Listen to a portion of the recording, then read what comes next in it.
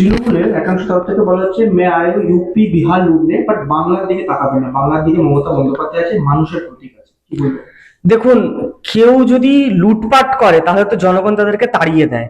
ইউপিতে Samajwadi party লুটপাট করেছিল, তাড়িয়ে দিয়েছে। বিহারে লালু যাদবের পার্টি লুটপাট করেছিল বলে আর ফিরে আসেনি। তো পশ্চিমবঙ্গের যে লুটপাট করা যে সরকার তৃণমূল কংগ্রেস, তারা বুঝতেই পারছে যে লুটপাট এবার বিদায় হতে চলেছে, তাই জন্যই এই এত বড় বড় কথা বলছে। কেউ তো গিয়ে জিজ্ঞাসা করতে যায়নি যে কি হবে না হবে, হঠাৎ করে ভিডিও বানিয়ে বানিয়ে পোস্ট করতে হচ্ছে কেন? ইউপি বিহার তো কেউ, আমরা তো লুট করিনি, আমরা জনগণের সেবা করতে গেছি, মানুষ আমাদেরকে আশীর্বাদ দিয়েছে, পশ্চিমবঙ্গেও আশীর্বাদ দেবে এবং বুঝতে পেরে গেছে যে পশ্চিমবঙ্গে তৃণমূল উৎখাত হতে চলেছে, তাই জন্য এত বেশি সাফাই দিয়ে বেরোচ্ছে। আচ্ছা, আরেকটা যারা প্রশ্ন, কুণাল ঘোষ বলছেন যে বিহারে যতটা এগিয়ে থাকুক, বিহারে যতটা বিজেপি কি ওখানে এনডিএ সরকার, ঠিক ততটাই পিছিয়ে বাংলা, সেই বিষয়টা কিভাবে দেখছেন? দেখুন, বিজেপির একটা কর্মী যতটা না চায় যে পশ্চিমবঙ্গ থেকে তৃণমূল কংগ্রেস উঠে যাক, তার থেকে 4 গুণ বেশি কুণাল ঘোষ চায় যেন তৃণমূল কংগ্রেস 2026-এ পরাজিত হোক। যদি তৃণমূল কংগ্রেসে যদি পরাজিত হওয়ার পরে যদি 10টা কারণ যদি গুনবেন, কারণ 1 2 3 4 করে, ওর মধ্যে একটা কারণ হবে কুণাল ঘোষ।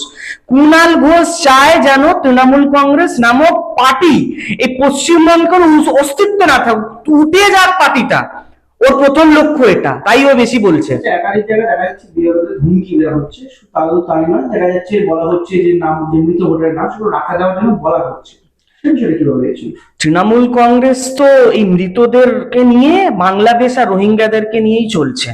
স্বয়ং মুখ্যমন্ত্রী, যেই রাজ্যের মুখ্যমন্ত্রী মরা মানুষ আর বাংলাদেশি ভোটারদের উপরে নির্ভর করে যে নির্বাচনে জয়ী হয়, সেই রাজ্যের সেই দলটা তো নিশ্চয়ই তাদেরকে ডিফেন্ড করবে।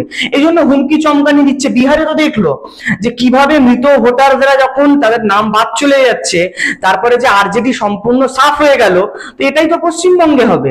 মৃত ভোটারদেরকে বাদ দিয়ে দেওয়া হবে, বাংলাদেশি, রোহিঙ্গা, পাকিস্তানি, আফগানিস্তানি ভোটারদেরকে যে বাদ দিয়ে দেওয়া হবে, যার 4টে নাম রয়েছে, তাদেরকে বাদ দিয়ে দেওয়া হবে। এই জন্য আতঙ্কিত, তাই জন্য তারা হুমকি চমকানি দিয়ে যাচ্ছে।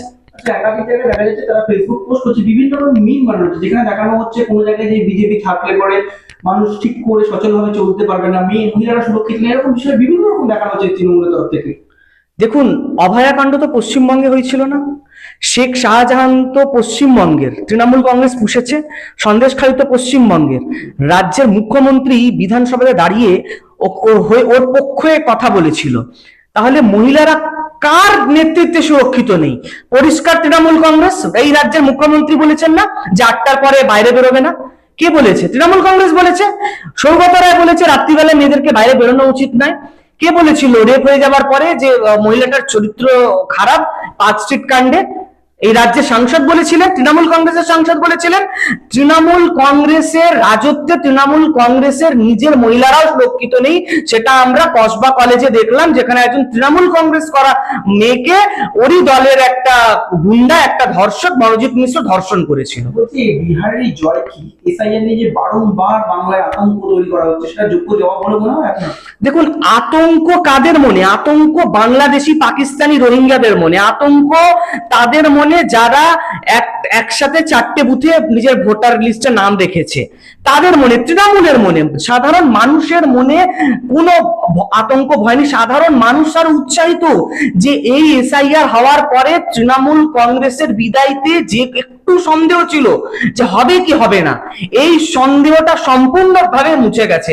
সাধারণ মানুষ একদম নিঃসন্দেহে এসআইআর এ অংশগ্রহণ করছে।